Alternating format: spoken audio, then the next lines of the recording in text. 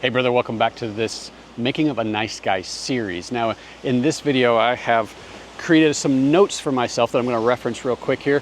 I want to talk to you in this video about punishment, compliance, and people pleasing.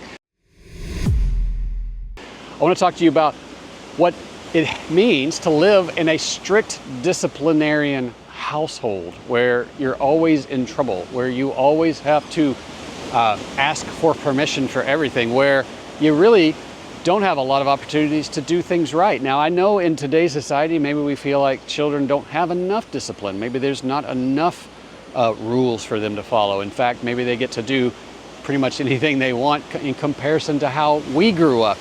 But I can also tell you, and maybe you experience this to yourself, that when there's intense control, when there's intense disapproval, disappointment, when there is not enoughness in your home growing up, you learn to people please. You learn to turn yourself inside out. You learn to make other people's opinions and desires a priority above your own. And I can tell you, as a man who lived with that for decades, that's not healthy. It's not productive. It'll get you so far in life living in the stress of trying to please and trying to achieve and trying to be enough for others, but it will eventually bankrupt you emotionally. It eventually will leave you feeling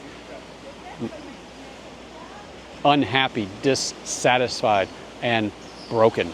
That's where I found myself at 46 when I finally woke up and realized that I was making the most money that I had ever made. I was living in a 2-story house in Austin. I had an electric car. I had all the toys and gadgets that I thought I wanted to be successful, but I was on the verge of divorce. I was unhappy. I was exhausted. I was working all the time.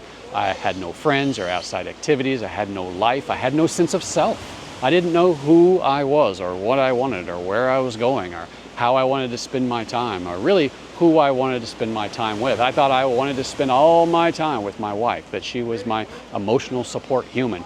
And that was a big burden on her, and it left her feeling like she didn't have a sense of self because she was trying so hard to please me all the time. And what I've learned since then by reading the book No More Mr. Nice Guy and unraveling the giant hairball of being a nice guy is I've come home to myself. I've actually learned to be confident. I've learned to be calm. I've learned to be pleased with myself. I've learned to own my desires and say what it is that I want and be unapologetic about who I am. Because see, growing up, I would get in trouble at home, and then if I went to school and got in trouble, I would get in trouble again. And so my mother would actually tell my teachers and principal that if I got in trouble there to let her know, and that she would get in trouble again, or I would get in trouble again at home.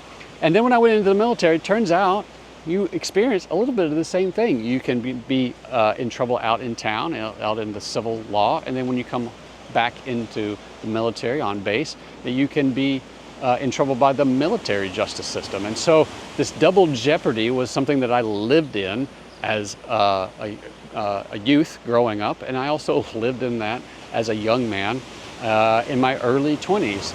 And as a result, there was a point there where I had just turned myself inside out. I was completely concerned about doing everything right, about not making any mistakes, about being perfect. And that drove me to live in fear and shame and uncertainty and scarcity and not enoughness. It drove me to try to please everybody else all the time, and I could never be enough. And the view that I had of myself, that I was not whole, that I was wrong, that I was bad, that something ultimately was wrong with me. And that view of myself kept me stuck. It kept me stuck, not owning my life, not taking ownership and responsibility for what I wanted to experience in life, and not being a creator. It kept me dependent, powerless, and victimized in my own mind about who I was and what I wanted in life. And so what I want to do is I want to invite you now to tell me your story. I want to be able to walk and talk with each other for a little while. I want to talk with you by phone where we can have a conversation. You can tell me what it is that's bothering you. You can tell me about your beliefs about yourself, about your past experiences that may have formed those beliefs. And I want to be able to ask clarification questions, questions that can help you come up with the answers for yourself so that you can challenge your beliefs and say, is that true? And does that serve me? And do I want to live that way? I want to be able to share my own personal insights and journey, insights with the men that I have coached. I want to be able to point to resources, books, and videos that'll help you surface your own answers so that you can figure out for yourself who you are, what you want, where you're going, how you want to live, and who you want to spend your time with, because this is about you living your life. It's not about turning yourself inside out in order to please others, in order to be safe and secure and make everybody else around you happy. It's too high of a price to pay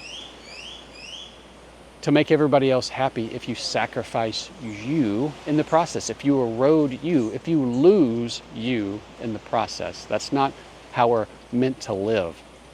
And so I want to invite you into that conversation. There's a link in the description where you can pick a day and time on my calendar that works best for you to have a 1-hour phone call. Let's set that up, schedule that now so that you and I can talk and you can experience something different in your life.